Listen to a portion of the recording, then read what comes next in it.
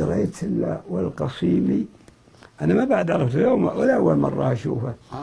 هذا طال عمرك يتوكى على عصا، هذا حالق حاجب عيونك كلها مرة، حالق شنبك كله، واللحية كلها وفيها أثر دجدرين واضح، حالق هذا كله، وغاد وجهة سنة حرام مسحات مرة ما فيه، وتوكى.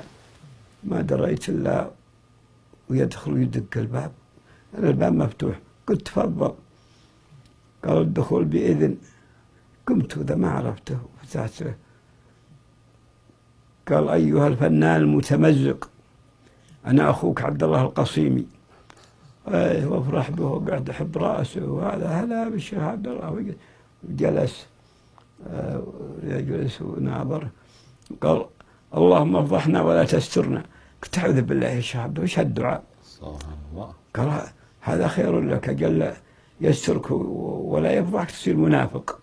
عرفت انه بدأ يلخبط. ايه رقوا. ثم دلا اذا جاء احتفي بالاكل، قال طعامكم يا البتروليون يتعبني، جاء مثل هالكلام. المهم دلا يتردد علي، وكان في صديق يعرفك يعني ولا بس كذا؟ لا معرفة قراءة. يقرأ. يعني كنت ناوي شيء يمكن هبي. لا كنت الحين ارد على وش اسمه كتابة هذه الأغلال.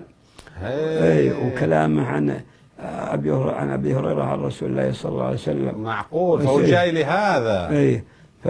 وبعدين طال عمرك وخفت اللي يتردد علي، والعسلي يقول يا أبو عبد الرحمن ترى فلك شقتك مراقبة. قلت وش عندي يراقبون؟ قال لا القصيمي يجي لكم له مروب. والقصيمي كان شو اسمه طرده عبد الناصر لما كتب كبرياء التاريخ مأزق، وقال هذا الذباب يقتلني يعني عبد الناصر. وبعدين أيضا زهم يوم الوحدة الثلاثية بين سوريا ومصر واليمن. ويزهم أحمد حميد الدين على عبد الناصر، وقال هذا القصيمي أفسد علينا شبابنا في اليمن، جلم السلال ومسلال ومحمود الزبيري الشاعر العظيم اللي يصور خمره، يقول كأس من الخمر لو تسقى الشموس به ترنحت ومشى التاريخ سكرانا. بيت عظيم. وش اسمه رحله جمال عبد الناصر إلى رحله إلى اليمن. رحل القصيمي لأنه لحماية من السلال والجو، بس قوي أحمد. ثم بعدين تضايق منها أحمد ورحل لهذه وش اسمه اللي فيها كمال جنبلاط، وهذا لبنان. راح لبنان وتبناه كمال جنبلاط، كما تبنى الدكتور وزير البترول من أول الطريق الله يرحمه، سارة من سواري المسجد جعله في الجنة. وبعدين طال عمرك ما عاد لاقيته أنت؟ ما عاد قابلته بعدها يا شيخ؟ أبد والله. ولا أعطاك كتب؟ بس جلس يقول لك الكتب معي، جلست أنا وياه 6 أشهر في القاهرة. يتردد عليك؟ في ولا حصل خلاف شديد بينكما؟ تجيك القصة. وبعدين رحله كمال الجنبلاط على حسابه، رحله طال عمرك تشوف فاكهة وش اسمه. والباردة مرة هذه وش اسمها الباردة مرة بين السويد وبين النرويج، هذه وش اسمه سبيريا هي سيبيريا. روح لها. هو ذكي واسلوبه جميل، وصارت قراءاته للملاحدة. أعوذ بالله. قرأ البخنر وهضمه، وقرأ وش اسمه للمتأخرين.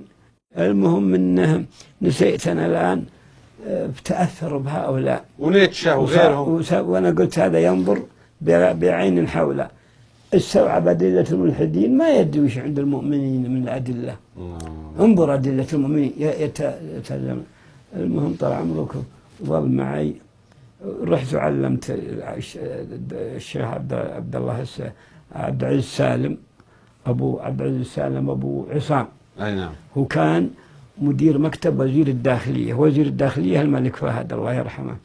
قلت طال عمرك ترى أنا ما دعوت القصيمي، هو اللي بلاني، يتردد علي، واخبرني الحين العسلي ان بيتي مراقب، ان بيتي مراقب. شوف قال لا يهمك ولا انت تراقب، يقول بس ادعوه واخبرنا نحضر معكم. قلت ما علي مسؤولية من الامير فهد ولا ما هي بن فهد، ما قال ابدا ادعونا بس. قلت اجل هو يجي كل ليله. قال خلاص. واختاروا يوم الاثنين الثلاثة يجي ابو عصام إلى معه عبد الله الحيدب الله يرحمه مدير كانت ذيك الايام ما هي باسمها وزارة البلديات، اسمها وزارة الشؤون القروية التابعة لوزارة الداخلية. نعم. والحيدب وعبد الله الحقيل، مو بعبد الله بن حمد، لا عبد الله الحقيل اللي كان في البنك. نعم. البنك الباهلي. وإيش اسمه، وواحد يقول عبد الرحمن العثيمين زميل اللي في وزارة البلديات، ناس خاله، وعبد الله الشهيل ودعاهم ليش؟ عشان يناظرونه؟ لا يبي يحضرون جلساتنا. طيب حضرت الجلسة؟ حضروا الجلسة وش اسمه، وأعجبهم حواري ويضحكون من ذا. المهم مر 3 ليالي وحنا على هالمنوال. والحوار كان في الإيمان والإلحاد؟ أبد كل حل. وهو شديد يرفض ويرد؟ لا أول شيء ولا يتهكم؟ لا أول شيء يهزئ بك، يتهكم يتبزر وكذا، لكن أسلوب الساحر ومقبول. وهذا المهم هذاك اليوم بعد 3 ليالي وش صار؟